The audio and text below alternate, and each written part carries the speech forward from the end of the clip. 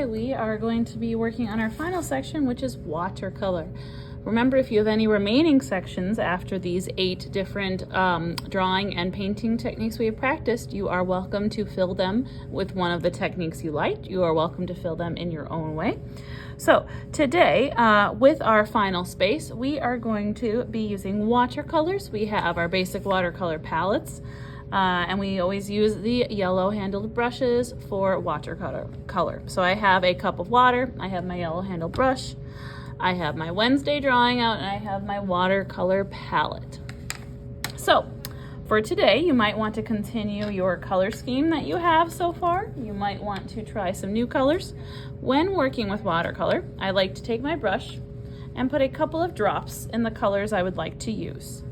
This allows them to get flowing so that they are easier to utilize in my painting. Okay, now that I have my colors ready, I am going to work in my chosen section. So I'm going to continue with my green and yellow and gradient color scheme that I have so far. Okay, and again, I have my object off center, so I'm to the point now where I am just working in the space and I don't have a part of my subject that I am having to deal with. Okay. If you do have watercolor close to your marker zone, just be careful that you don't get it on the marker because it will flow out. So just kind of pay attention to what you're doing. So again, I'm going to just paint a ground. Maybe I'm thinking of some foliage or greenery. Maybe I am thinking of some sunlight that's coming through. I like using a dotting motion to get sort of a speckled sunlight kind of coming through. And I'm going to mix my yellow and green on my paper. Make sure that you do not mix them on your palette. Make sure you're washing out your brush as you work with these colors so they stay bright for the next person. And I'm just going to kind of bring my green, yellow, and blues all together in this final section. I like to work wet into wet, so you can see I'm putting the wet watercolor right into the wet paper. I like the way it flows together.